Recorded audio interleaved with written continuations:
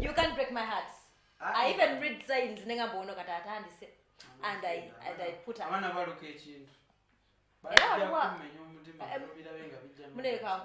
I've ever been stupid in love like over how many times?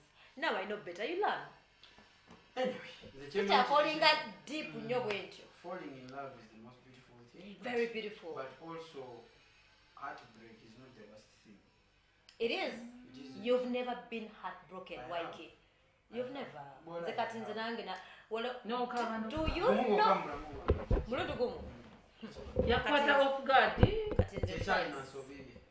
was your choices of love.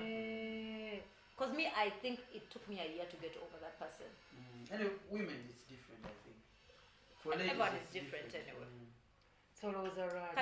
Why do you think these days, what is wrong? Like, mistakes is it in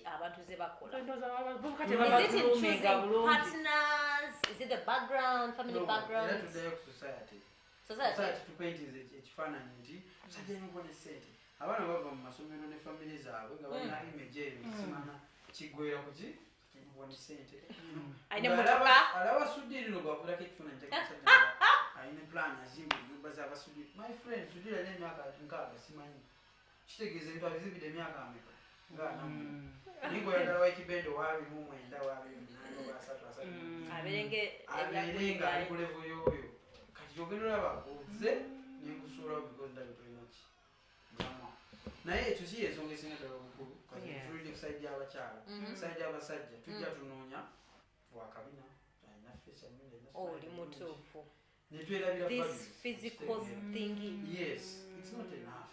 Olala kizula mazima gali nti agenda bana akabina omusiime alina kasimayiro nayo then utandika okuyiya kugeza kumbako nekyemukola ngayagala okukola njala ayikukola enjala siki naye bakumusira kyokola ogeza kukola ng'enviiri ekireta sente ndabe nti bwe natula mu conversation naawe sokugamba nti bebi badde mbala kino kati olowooza ki bwotula n'omwana kataza nakyagamba bebi kati kola gwe kyoyagala mangu. Like, you don't have time for patience. No, I don't have time for a woman. But you can groom someone. You can groom. Yes. That I believe you can. Yes. But you must have a teachable spirit. Okay. We need to know. And I'm beautiful, I'm sexy. That's the end of the world. Yeah. I know because I was at home, because I bulamu bamulaba olunaku lumu mu mwezi amaliza anoonyakaani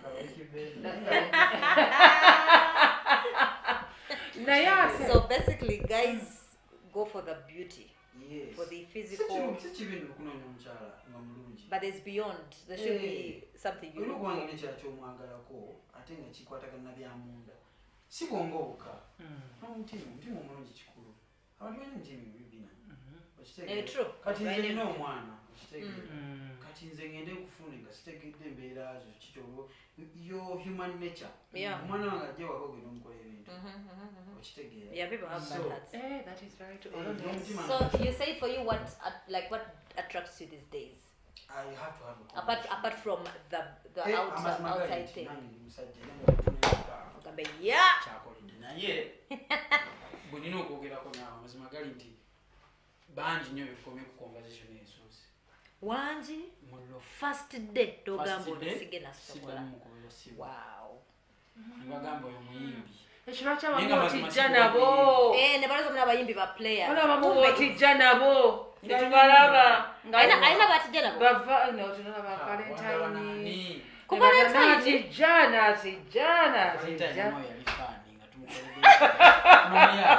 oyaya kunoonya mbigambo ogenda okulanga ngalekeddeawo postinga nekirala tetulina patience omuntu lwakibawukana mangu tetulina patience oyogere ku kyoguluminga sometimes omuntu yakulira mu life ndala kuyiyo you might be a better human being now naye nga mazima ddala singa oba omwanda obudde ayinza okukula nakusinga.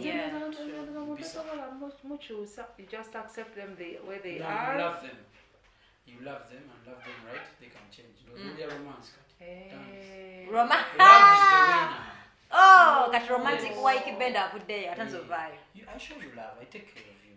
Now you can't But tell if me you that you don't notice effort, Then, why That's what I don't there's want. something, Yes. there's something I've noticed about you. I think you give up so early. no, I don't like Either- to waste my either- time. That's the truth. Chendaba, you don't have Yeah. patience then. No, I have patience, but ntandikira wali. Because now I'm giving a Mina, scenario. chini- Katugame chini- we are dating, yeah? Mm. And you find me cheating, for example. Number one, I ask for forgiveness. Mukwana utawali kutesa. Nedda Ykee. Nkubuulira. Pozi. Kubanga Pozi tweyagala. katuli wano. Kumpeta. Eh.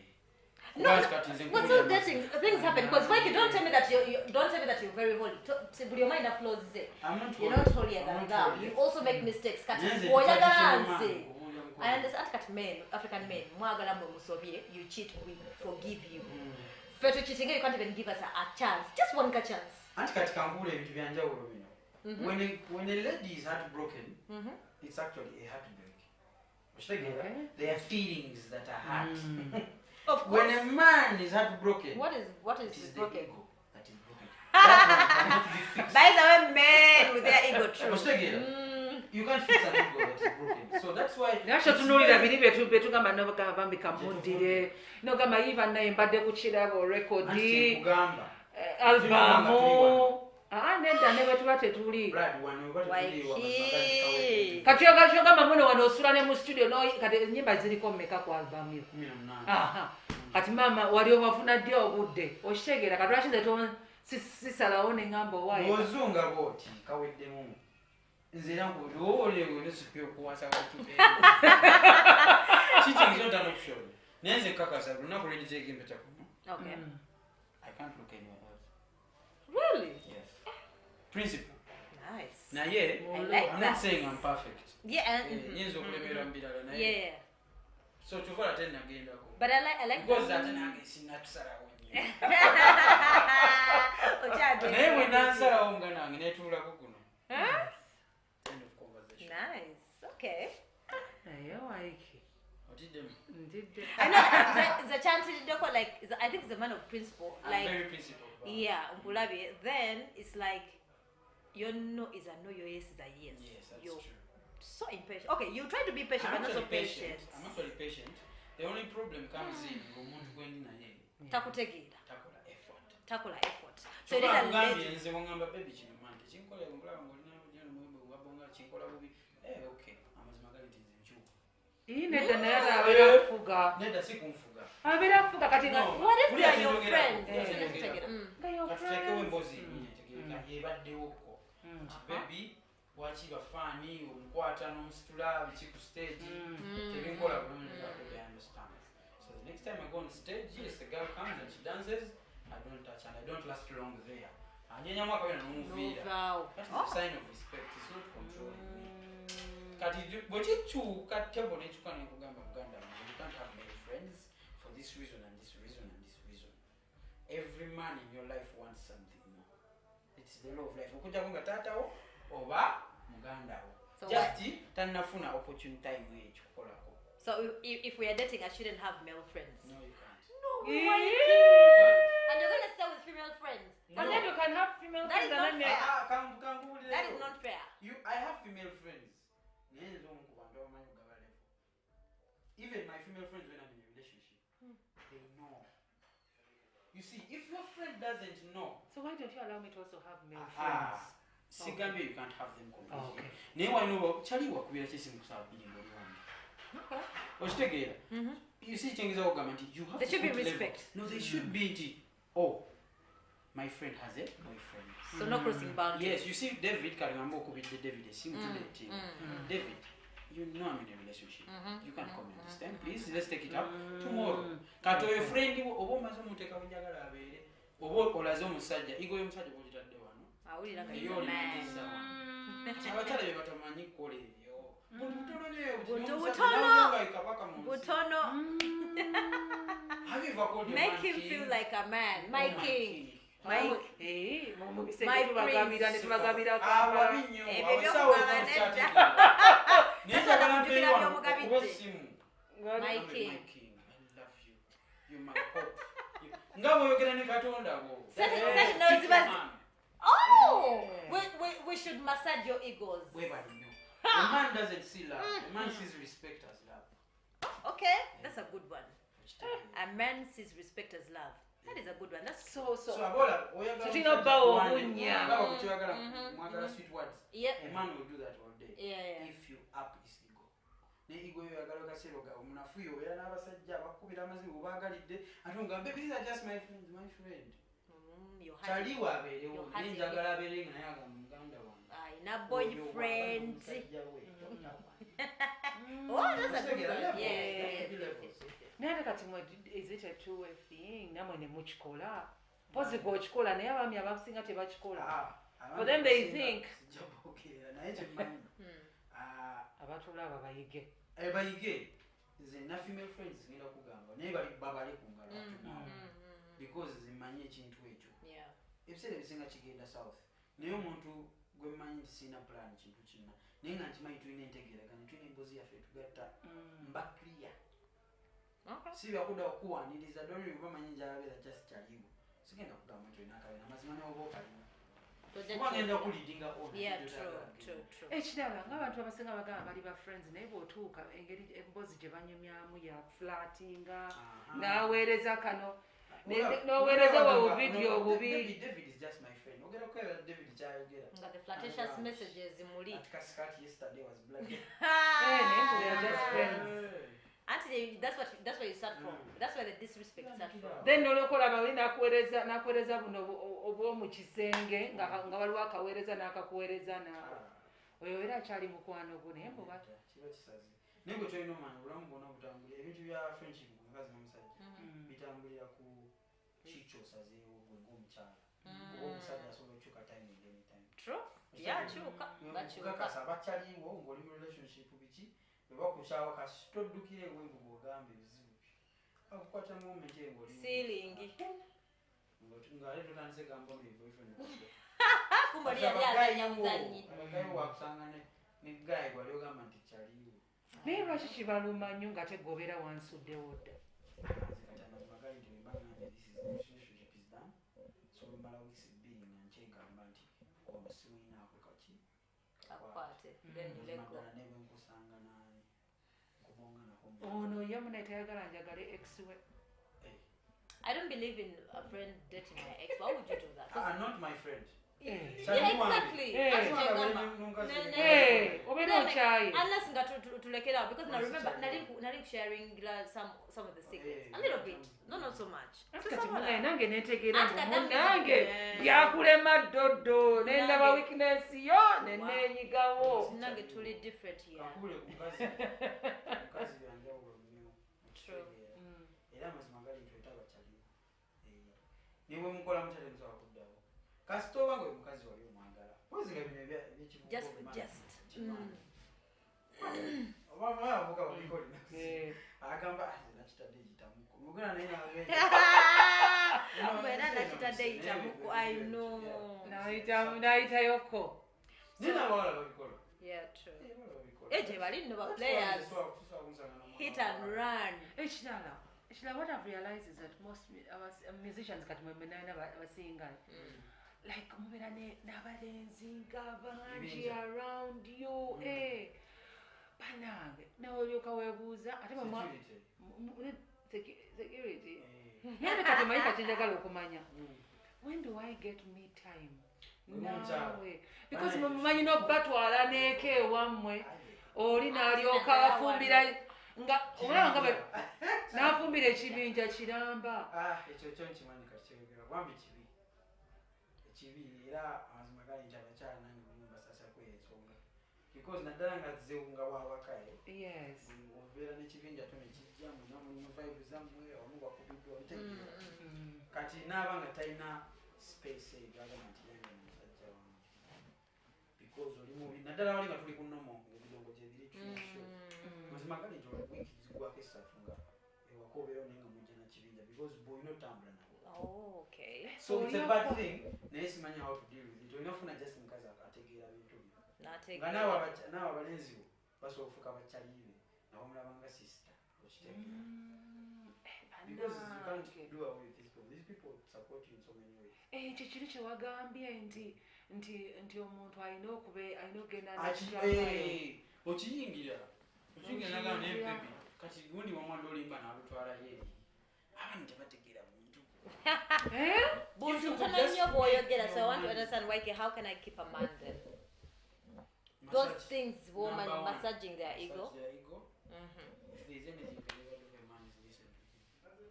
Not every man, because some men may be manipulators. I know. Agala controlling is only but a good man at least. Yeah, mnadango student omusajja wabwenkanya. Si manipulator. So muwulirize wakomawo, I understand him. Muwulirize massage tericho massaginga ego nga biri bichi mutukirire. So sex can't keep a man. Sex is not enough, you have to do more around sex. So all the acrobatic moves. Am I allowed to kubeera nga gwe? Yes, at the beginning mbeera njagala nnyo ennyimba zo lalalala, ogenda okuwulira nga waliwo olwentuuka neŋŋamba neŋŋamba kati kaŋŋende ku drekali.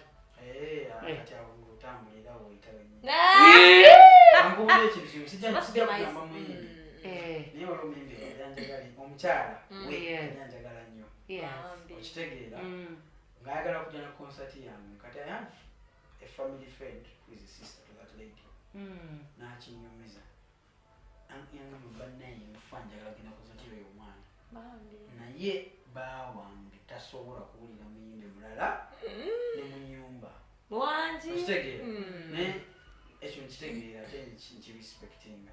If you're my woman, you're supposed to be my biggest fan. Yeah. True. For some reason, you want this money that I'm making from those funny songs. Why say funny?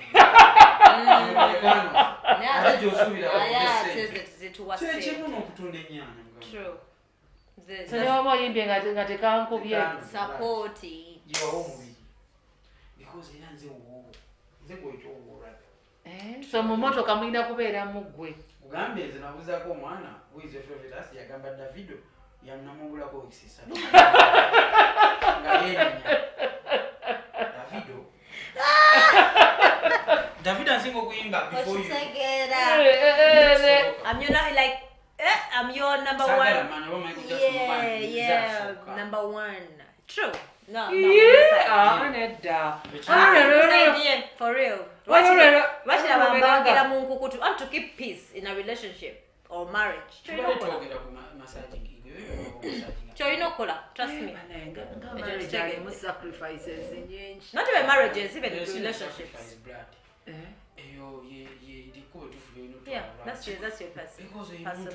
Chiringanga gutandike kutunga engoye. Ate nze netandika gamba gende wanita beli lubani. Utandikira wano. So nobeera nga gwanya. Connection ina jenina kugamba there is a lady. Yeah. By the abantu bange sibagamba tuyeka kwa mukazi wange.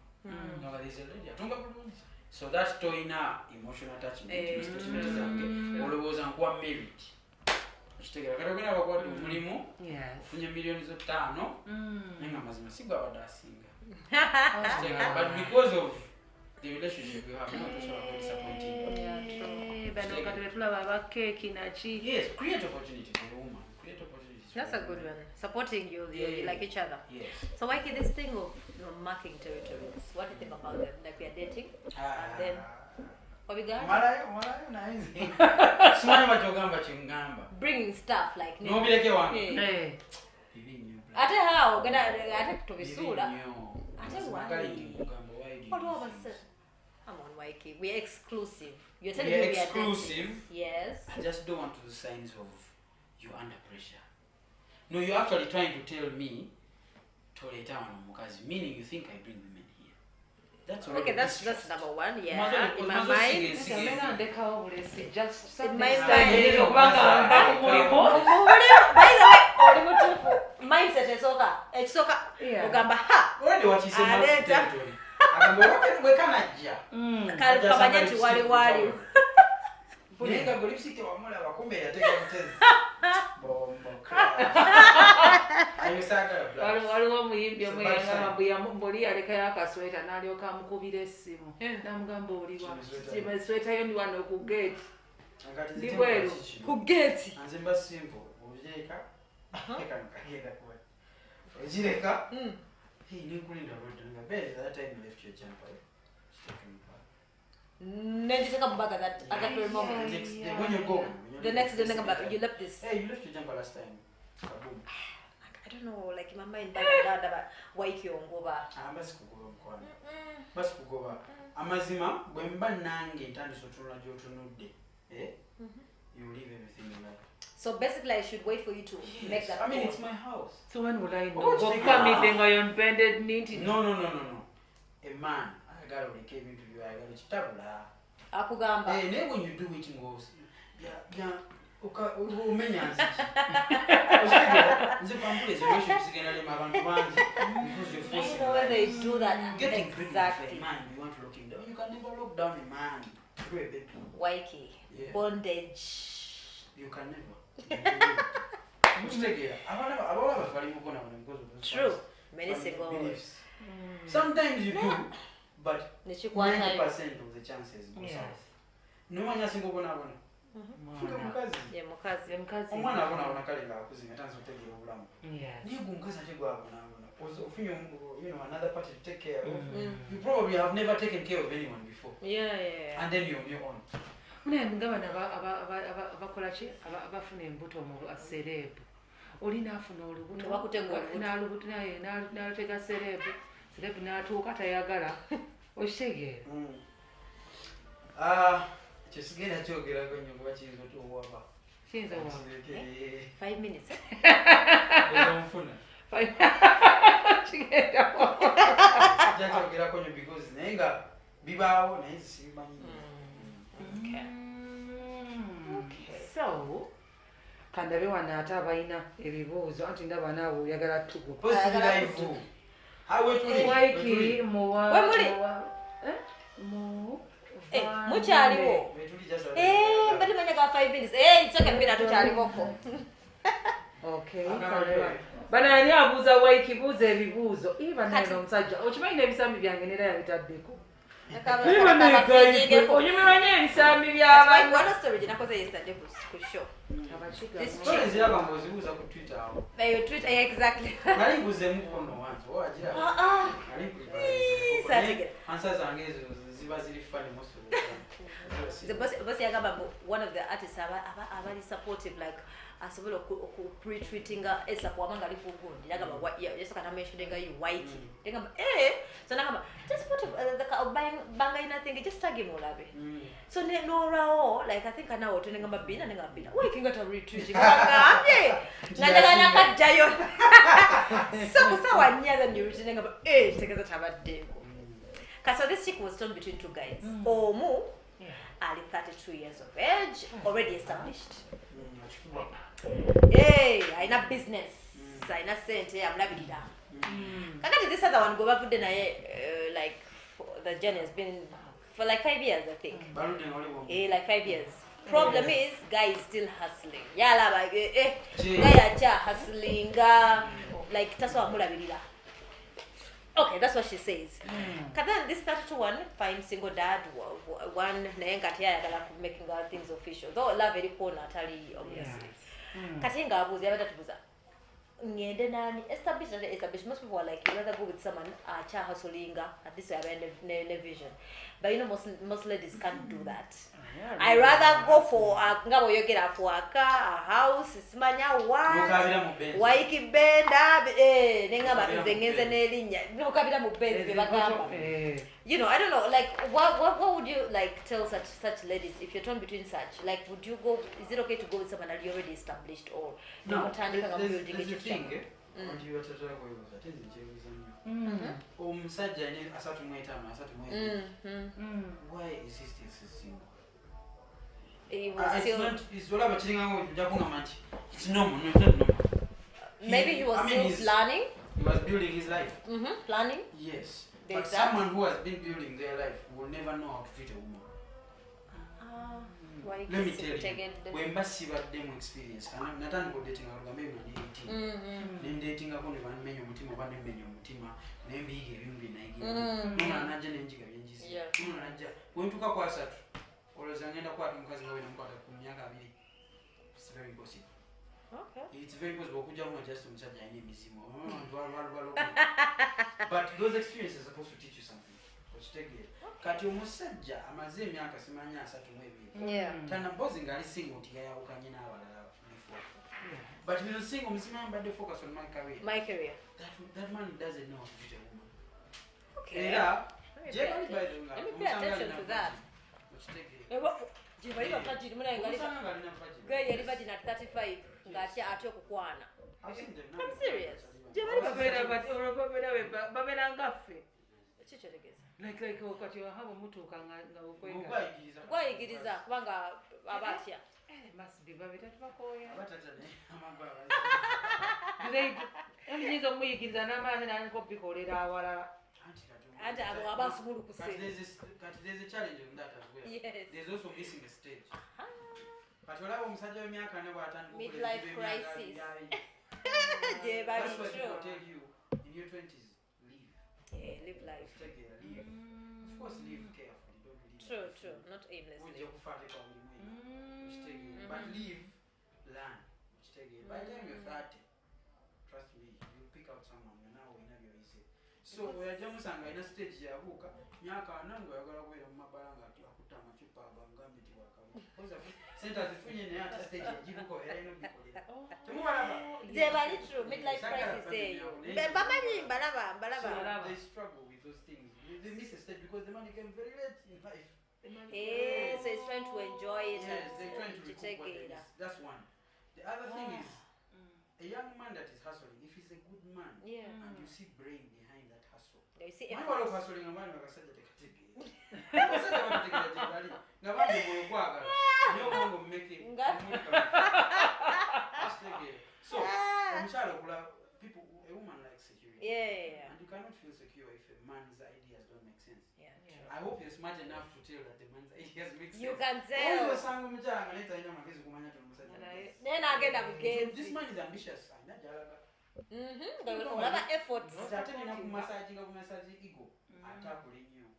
Tamanyi omusajja nyoko mu movie misajja akumugena ate nalowooza nnyo. True. Bamanya twali amukiririza ngwati. The economy goes. So, omukyala nze kyemujagala omugamba siba musalirawo. I know. Ekyenjagala omugamba omusajja waba mugezi oyo yakyeyiiya.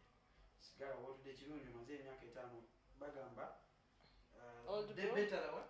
Old broom fits better. Better than devil you know than the angel you don't know. Nemuna erino mu mutwe erabira. Me have seen people oli noberanga mubadde muhasolinze n'atuuka. Watuse n'akusuula. What is muhasolinze? Naye abantu bakiconfusing. Mutandise mwenna. Waliwo kubanga badde otudde obutuuzaawo. Nga it's your money. Nga kenfuna nkakuwa. That's not as. But by the way, it's your money. True. Naye mbeera kuwa peace of mind. Are you sure? Peace of mind ekyo nakyo kikulu. N'oyambala osanga engoye. Naye ate Ykee kyayogedde kitegedde for now. Era nina ke contribute. Yemba nina mukozi. Wakiri obeera olya mu budde. Bwemba nga so let us agree on one thing. The hustling beats. Together is we have agreed you're going to be a housewife. Kachamazi magali nti omuntu ngokola bwogenda ba just fumba usanga emere yije. Ni kati wisanga ngebintu byange si bigolole kungamba ki. Ate nga goma ngamba ngende nga nina peace of mind ngende kola. Kati ebyo biwedde ogolodde. Uliri okuzotya. Because nsibeeri ngamba laba. Okitegeera omukyalo zewaka ofumba okitegeera naye osazeewo osibukenga bw'oyagala because wanfuna okitegeera and then you want to munaye tusevinga saagala nkusumbuwe okulabika obulungi ekyetaaga okuspendinga sente munaye bagamba not necessarily money. You see, the same way you dress up when you're going to your girlfriend's birthday, why don't you try to do that for your mom when you're home? I don't understand that logic, by the way. Every day is a day to turn your man on. Every day is the day to turn my man on. Yes. What does my man do to turn me on? Every day is supposed to do you. What? No, Ykee. Every day. Mama. You turn me on and I just be there. Oh, you don't retaliate. Okay, you have to retaliate. Ykee, take it. I'm supposed to. okuswitchinga basically. Yes. But then for you as a man, so basically when I turn you on, you have to do your part. Yes. Do and me. then in the long term, you don't have getting distracted Rachi. Kati ekyo kigenda bwe mba siri distracted, what does that mean? I'm going to concentrate and make money. That is us all together. Kati mu mbeera embi ate tolina kwerabira byolina kukola ng'omukyala n'omusajja byolina kukola. Nzikira kale. Abantu bagala nnyo kibalowooza ebirungi biri mu ssente wokka. I never find happiness in money. Singa sobeera mukazi gwe kafaawo, it creating a vibe eyaffe. You can be happy. True. Yes. Okay, no, but this is you don't even have anything changing because this is the life you've always been living. Yeah. The problem is you're frustrated because your man doesn't have money. So you're going to frustrate him and frustrate his income. Be content. Nandyagadde twebaze bana ekizito photography kajansi. Yes. Neranga gamba solution to all live stream. We offer services for all occasions countrywide. Ngagamba for the best video coverage, mukwana baina weddings, introduction ceremonies, birthday parties, burial ceremonies. Ne burial? Banaye n'okuziika. Buli kimu But those videos. Yes, neranga bongera okugamba bambi mukubire. Balina ku YouTube Kizito Photography, ali ku Facebook, bakola ne Zoom, abali ennaku zino tulaba ne Zoom, nga gukolerako office staff n'ebirala ne munyumya n'okunyumya n'abantu babeebweru. Essimu ye eri 078 9 Kola za wedding. Azikole. Zino bamu. Because men are cowards. The 360. Mind was a cowards. Men are cowards. Really?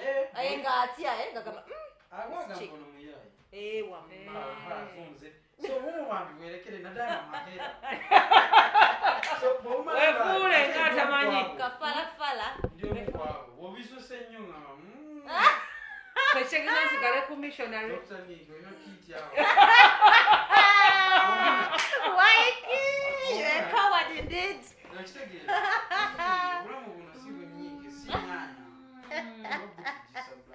Naye buto obukola bwa Dr. Nicky kiti. Zembutya.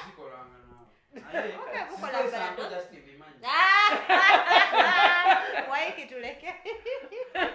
So, ye mwana naye tokitoina kugira omusajja mulabirije. Bino bagambe mmere simanyi ekumu omusajja. Mbuzimanye okumba bulungi. Omusajja akufa bufi. Wamma nga yafa. So many ways you can take him. True. Naye teri kisinga kumuwa kitiibwa. Naddala simanyi mikwano byo. Bw'oli ku party nagambe ogende out n'emikwano gy'emiwala. Nenkubira esimu nagamba it's time. If you can't pick up your bag and leave and come home, you've already showed disrespect to me. We agreed there's a certain time you can't be out. Ykee, hold on. Anti-Dara. No! Ykee is not fair. It's actually fair to me. Because when you go. Talking again out there has to be a limit to your time. Omusajja tebyonkyala talina kyanoonya mu bbala okujjako kunyumirwamu. Nyumirwamu essaawa z'obiri ne girlfriends bo because teri mukazi abeera mu bbala nga yambadde bw'ati ne wataba bamunyiga. Naffe abasajja babeere wakati wakitegeera. So njagala kugamba bube busatu butono dukadeeka. So by the time we won't be listening, there's a time like what's up. I have to pack up and go. Let me come on my way. There are moments when the fun is too much. Once in a while. No. No, like an extension. Anyway, the most important thing is let's agree. Okay. Let's agree. 11. They don't get out. I'll be what time I can. Because I ask what time I'm coming back. Okay, I'll be coming back at 1. Is that too late? What's the occasion? You know, it was my long-term friend. This is my birthday. Okay, cool. Sound kaka. It's a negotiation. But when the table's done, we just wait and but exactly. The tables never turn. And they turn. Flipping in our Mugambe in the out of Gambo. Then I was said, no question, I'm not going to jikwata. Don't question about why. Njakuda. Why is it? No. Don't go. principled. Choka olwofuluma obeera kati. Katonda bwe mbanga misanze, you can't influence me. Really, I'm a peer influence. Yeah. If I don't want to drink alcohol, I will never drink alcohol. Zimbabwe in the time industry, but you never tell you when I'm I understand. So, obaga kuba simu mazima obotandika okulaga television Okay, for me I see it as care. Not to find out When what you people missing, and then I'm like, man, I hear you. I want. We'll take it to me against out. It's not missing. That is No, bad. auntie. Are you okay? Oyiza okubanga munda ye curfew nga bakute ngoli I'm just mukadukulu. calling, are you fine? Or is it kubuza nanga makufumbire ko something, a snack, do you want something? Baby ulabanze ngembera. You work out? Kuba mwanyi tubera nyo kumasimu. Yes. Abalezi tunyumye nyo tubera nga etusiga tunyumya nayo oyogera. So mba textinga. Okay. I'm here with Alan and David. Hey, okay. Kali have fun. Katinzo mukazi agamba have fun azikizisi nayo. Namba lwegera. Really? Yes. So men love our bagaba abasajja baganya peace. Yes. Mko peace. Don't be all up in my space. It's not bad to worry. It's chill of worrying. Or very insecure because that's another option you love me. But insecurity when so cut if you got desperate. Another moment when I don't trust then you. you take my peace away. And then I'm like, send a photo. Ha! I need evidence. Are you with ask me your for a friends? photo. Oh yes, give me that selfie. That's all I took a while. I never it's so We could complicated. never. Why Because you don't want WhatsApp to date? You're too very principled. I swear, you're too principled. My God. Bin. Oh, sabe chifananyi wa wendi. Exactly, for Can't proof, see. like man, like send me a selfie. You're home, send me a selfie. I just want My to friend, know. I left home telling you who I'm going to be with. Kadati selfie. Friends. I'm going to be with. No, no man solo gakuwa. Mpulira. Hey, I was going to be with David and maybe whatever ni kalinda kamu, kachara kamu. Ni kuredo mumanyo chaliwa. Kustegeera. Gambe samu. Latest samu chitundu ngandiwa. Leka kibachali abo. Tosobola. That's a problem, my friend. Naye abo bachali abo babeera friends with benefits, babeera just. Manya ba benefits babayo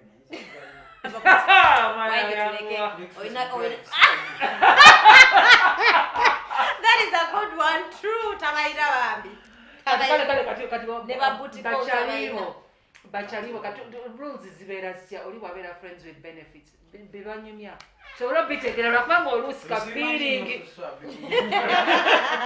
bafriends bo tebalinayo Feelings. especially for women. Naddala abakazi bannange. Naye nga abakyala werimba nti beefula oba abaana beefula nti bayaaya abawala Feelings zijja. be basinga okuba ne love. They just build walls around them because they are too vulnerable. So kati ye ayagala efula ebbandi abatiise abayaaye abali serious because mujja mumusuula wali watayagala tuuka kwayibwa naayagala tayagala nnyo nze omuwala gwe namubala nga yekalakazi oyo si muyaaye omuyaaye oyo yatuula n'atanyega maama yodduka oyo atava mu bigambo Oyo si mwangu, I know. very dangerous. Someone who is silent, you're right. nze njagala oyo n'aliikaana nomujjamu ekintu netegeera ddala kikyalo because they don't speak their minds. No. Yeah, true. They always speak their minds.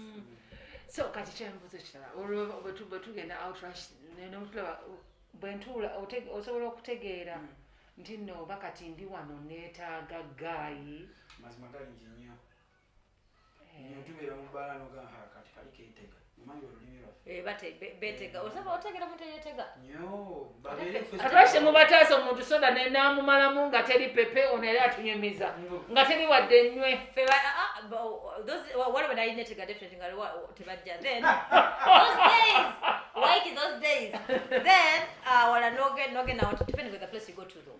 Noge na kuna tutogeza na kwetega ngoli kubibyo noge na kawagwire ka chai then nola chize nga kijja kikweyogereza kunoga really then woba utabidiko oyagala ate ne batajja kati no bwe bwobulamu bw'otakyagalira which is I think ironies of life. Yes.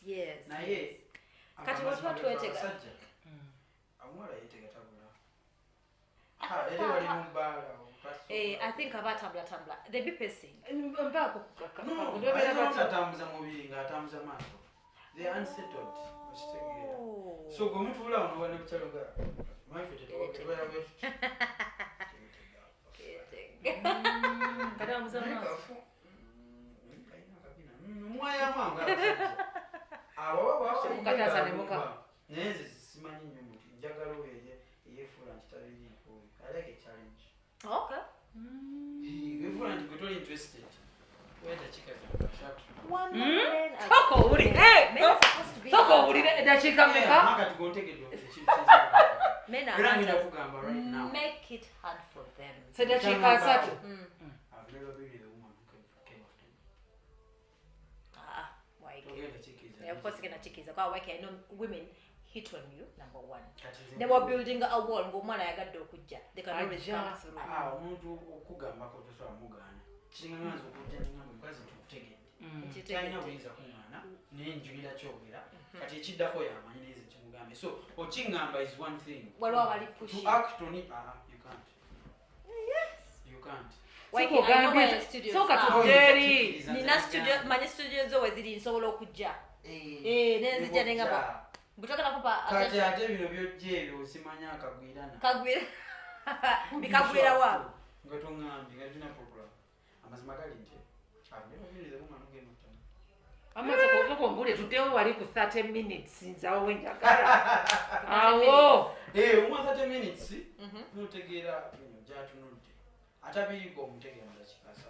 Nekizibu nnyo ndakika 3 kubanga tekiwetunga namba sigifunye. Chibera changu. Ndakika 3. Tayinze nokubabiri. Ana barojifunye. Chiba kizibu. Kati otandikira omwereza soda bino betulaba ku TV. Tagabya byakunya mbala. Edino ishwara paka mwaba twala ne dini paka mubuliri. Nze ngizibina obuzibu. Nunkaza kunyasumina obuzibu. Nengamba nkusanze mu bala. Wazete we plan ngide obuzibu nyo. Ati abera manyiti akaddako genda kamu. Onsanze out. Wazi. Yes. Masikola kino pena sente. Ati kati we oya aba gold digger. It's a gold digger. Women are supposed to be given Ykee. Well, actually I went. I will probably give him, but not on the first day that I met you. But that's another way to impress a woman. Exactly. No. That's the way through my heart. I'm Bilaba, you know, can they get you a drink? Hey, can they get you a drink? I can ask you to join our table, maybe. And then you pay for the drinks. The drinks are ready on the table. Okay. When boys go get us a extra, so my one of it's no, syrup. Now I got some syrup. Yes, that's it. I'll go so at the first day to take care of everything, right? If you invite me out. The date is assured.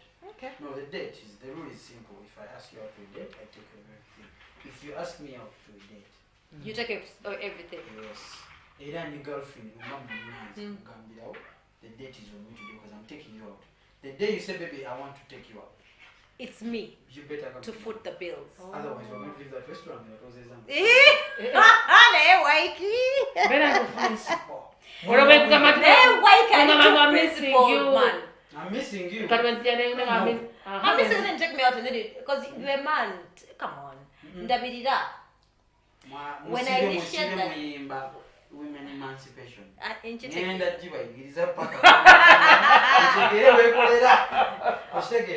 If I initiated no, I miss you. Nagama, oh, okay.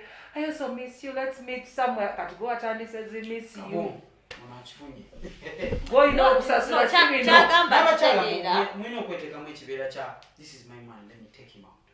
What? But that should be once in a while, though. No, it shouldn't be once in a while. No, when it comes to the giving part, like the bill part and everything, spending on you, that should be once in a while. No, unless on percentage, then go spending up. Chances are high. Also, let me take you out and join a cent. Ate nzino mukazi muwa sente ezeza upkeep na upkeep yebichi just kuli musomero Oshigera lero I've had a good day. I've made Micah 5 million. Yeah. Usually look that way. I give you Micah 500 kakubele. Yes. But then I have to have a plan because tomorrow you will still want that 500. So when I'm banti upkeep is $1 million. Mweze kujera tukomewo no my friend. Maybe if you're my wife. I actually believe in that thing of kazi mwa sente. Za buli mwezi no abakolezi. Okay. Nene nakuulira tuyagala sente ze unakuulira ogamba tuyagala. No, sizinaako buzibu. Nisagala byawo maleko mirembe. Okay. Sente zange the business get sente zange. No, I have no problem with that. If you want to keep the money to yourself, good and well, but it looks bad. Sizinaako buzibu, but it just looks bad. If you be, it says a very bad, sends a very bad. That's not teamwork. Yeah, it's supposed to be teamwork. Is show me you have the money, then let me decide that I want you to keep it. And chances are high I want you to keep it. Then you ban testing the character. Bana tubera mu testing. Waga twetegereza paka mugenda. Nenga ya. Mwetegeera sele bizingo just sanging go wasizo omuntu. Mumba bakopinga bakopi. Tukatokera family zo mwezi gamba abote baba. Bote baba. Nenga mazima just katonda yagamba bano bana. But no go calling about people generous. Then no ba calling ali generous ebyekisi. Yeah. Yeah. Kakanye kungeri jayo namu. Because oga si chibi. But we know gaba atena na musigaza osobola zimba. Namuwa omukopi. Amuze mulaini. And like stupid spenders, whatever spending are aimlessly. Some people spend, generous. They don't want to be hated. Which is very sad. Just have it on the blood. We are going to send you some mama wangi maybe. Jini waganda wangi so luganda mwa sente. Amga tolina. Yinina zilina. Yes. Raji. Rajanti. I'd rather provide an opportunity for you to make money than give you. That's a good one. Because you're going to be begging for the rest of your life. That's very true. Oh. Yeah. Naye kati omuntu asobola gamba omusajja talina mutima mubi. Naye nga mazima gali nti nze sina buzibu sookere nti ngamba I have no problem you getting ahead. Even if I give you an opportunity that will get you ahead of me. The most important thing is I need to have something that I can build for myself. Okay. Even with my own mother, tutese ngamba zigenda abameka buli mwezi. Sindeba bweziti. Ambadde don't forget nedda mama. You have to live within these means. Yeah. That's how you build wealth, by the way. Those are building and so little situation here. Hey, what are we fees and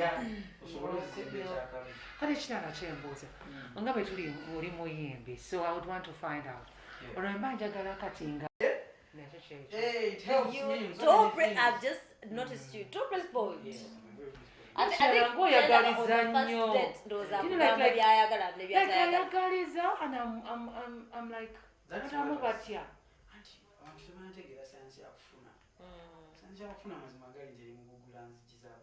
by the way, Benda you're going to open a door for Benda and a door doesn't open for you.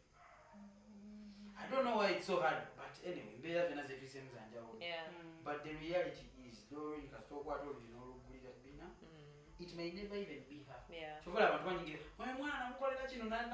friend, don't worry, your day is coming. It may never be Bina herself, but it's coming. It's coming. So, may I believe in that, but also, I believe in winning. Yes. Yeah.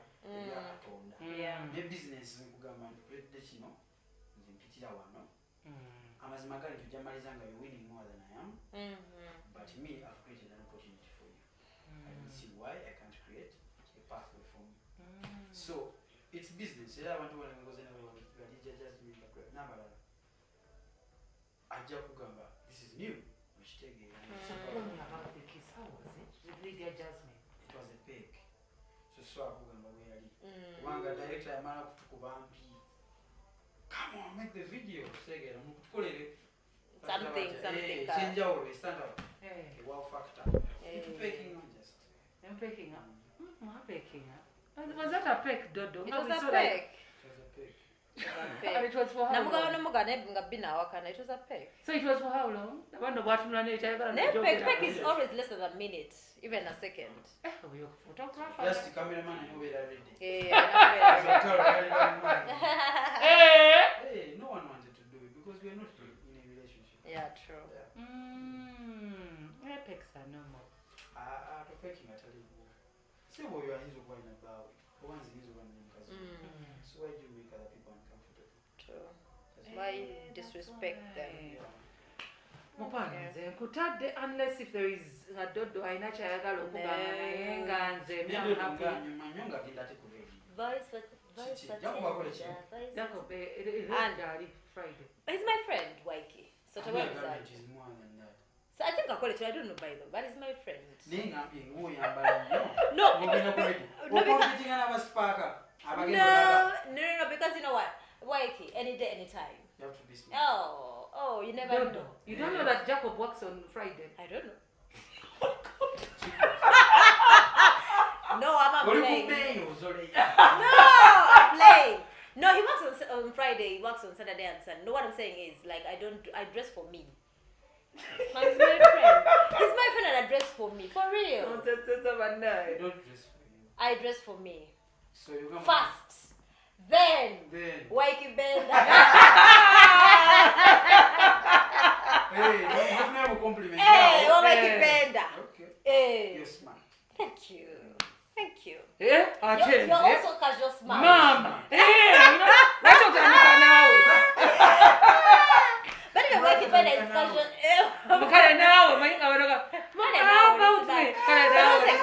Ykee and casual smart, by the way.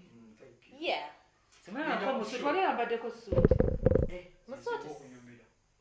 I've never. I'm better in a gentle look than I am in casual clothes. Oh, You know, I've never seen you in a really? suit. No tie. I'm tired of suit is on the Suit is ngamba njagala nkulabe ng'oyambadde taayi. tie man zimpovu zibunange. Zikoya. By then zikamkule zingana lisula ndiba densiba mu shots. Mind bagala I know. So why don't you do that? I can't. Why? At a meeting at different people. But But I think when you're home you can do that. I'm home, I tell home shot is that. Okay. Commando. Tuba Tugenga commando. Tuba kulayi. Zina mugamba. Woman na mugamba.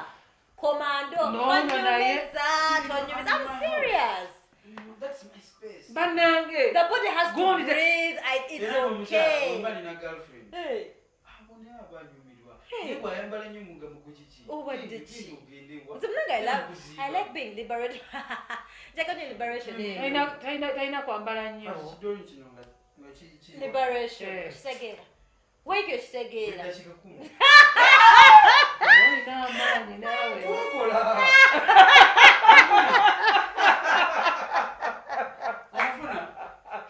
Kutwakola. Every day is a day. Turn your man on. That was first step, woman.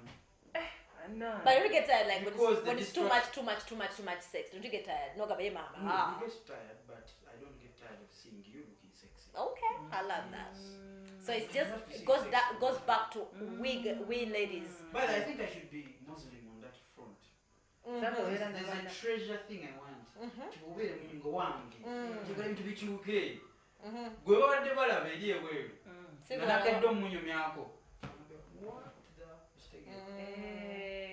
knows how to do. You say don't stop your I know. So I want a beast of a Bana bakuyira kando. Ay, baby, manawe wayabera sana. Ugambye beast. Abakusiba emiguwa. No, sichategeza. Basically, like, you know, someone being stubborn. You know, like, remind a child in how you always talk about someone has it. Very cheeky. Yeah, like But to be in a sexual exactly in a nice way, like playful. That's why I always like getting up, like my best friend, dating my best friend or a friend. That's again a mutia.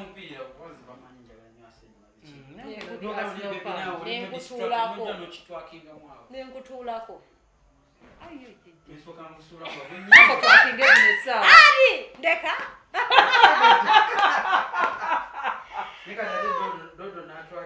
Hey, dodo sikiza wako banesh. Ate bagenda kulaga eno. Eno si gyogenda okulaba. Hey. Oyagala Ykee bakoze. Pachoti. Mbako. Sikiza bagegerako bituufu. Ebya. Bana befuna nti tewena dalu. No. So Ykee mbeda ne dalu if I'm with a partner, like my partner. Do you have a partner? No, I don't. right now I don't. Katino. No, if I'm with my partner. But in Zinguzi, do you have a partner? No, right now I don't. What's stopping you? No, what's stopping? I don't want to cross lines, Ykee. Which line? Which lines? I'm the one Ykee. I think I have very clear lines. Yes. I can tell you, don't do it. Your lines are... Do, Banayensi. Ykee. But you're single. No, yeah, I'm single, but... And she don't understand that. I have to why? Hey, to be through track to What Ykee. if? Ykee. What Is it if? through to Ykee? Yes, it is. Then she's okay. Dodo, we are waiting. Then microphone. Olaba nesu bamuzalira mu Muchibaya, yes. Nete yafuka musevya Next wa time, Ykee can come next time, you have surprising. Wagala Tulakala kati. surprises, naye nga tulize Tulinze twakinge. ansize mugambe surprise ye. ogenda kujja otwakinga oyingira otwakinga Kujja nyingira na. kati surprise ebe mumaze Yeah, I'll do that for you. So Mochi. Mo Adam Z. Mochi commando. Anything. No. I think you love dresses. You're kidding. zinozibaliza babo Baba dresses, the round dresses which round ebizimba nnyo wala ebizimba nebirema ebiringa ebyemikono what do kati we ngamba ebizimba naye nga bigwamu mean? akolako katonda ekasumula Hey, Ykee is crazy. Ekwa. Zegeda pale kano no aganye twakinga. You're not going to try. No, I'm not. I'll give him a private session one day. Why don't you do it? We'll be a private. Tukole program.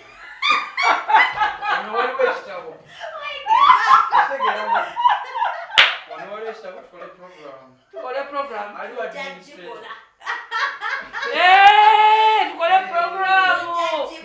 Ate. She said by the way. Don't disturb.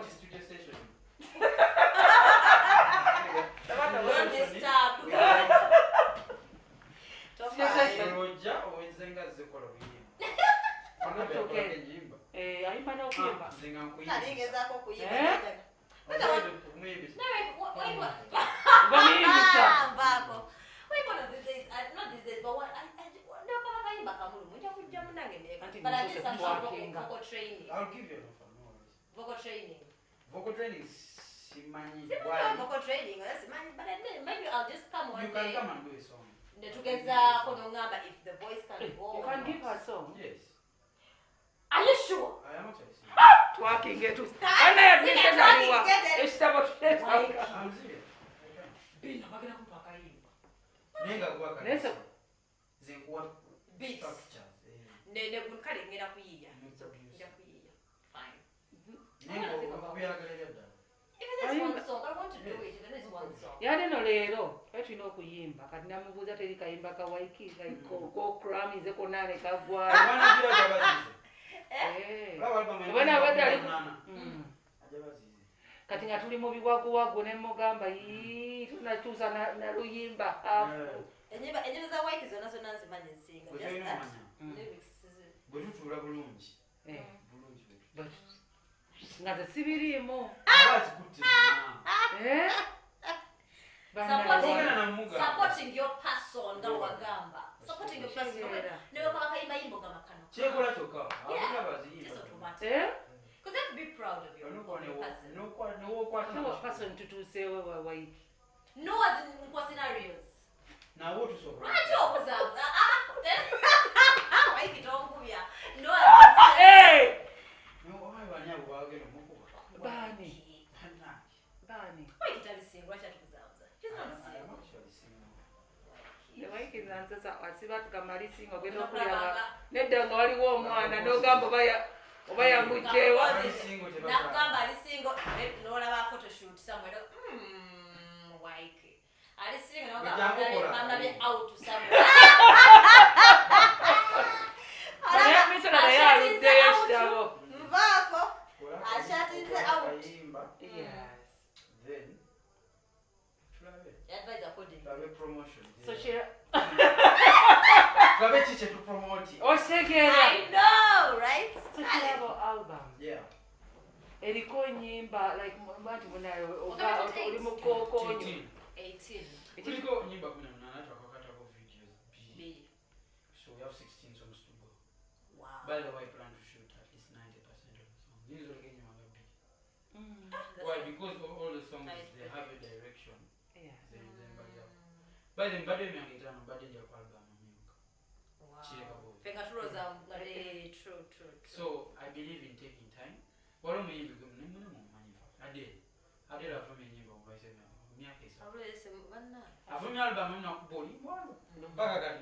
Never mind, someone like it's a classic. Yep, it is. So, okay, I'm not a day.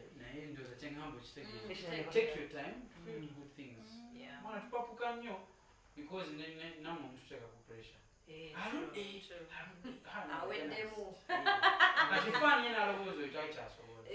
Nebi bakola batya? Affecting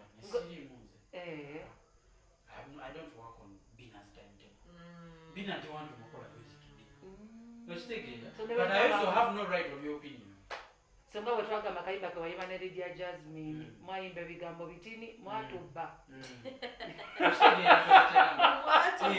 omuntu agamba Benda yazimulibwa omukyala teyaluze bulungi yirugenda ku YouTube ku trending number 1 kati nanze nkayana n'oli yagambe si bulungi so opinion doesn't make it a fact. But we are not at the same emotional understanding so just amulanga agamba ni gwe lwaki oyogera oti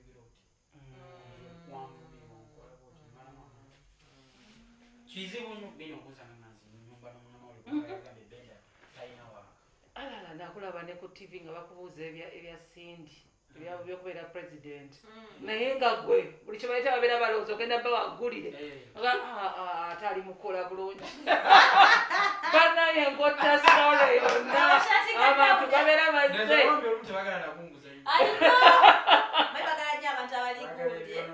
aye balolo muyagamba mumanyi mwagala byononese naye omuwala ali ku kituufu tumuwa an opportunity.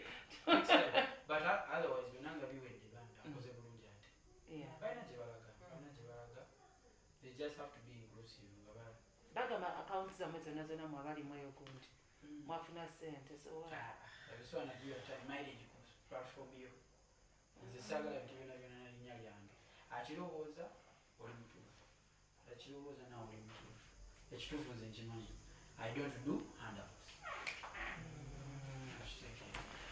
Banaye manager tweyanzizza waliwo n'akisuubiza okutwakinga wano amasirero just amasuubiza okugimba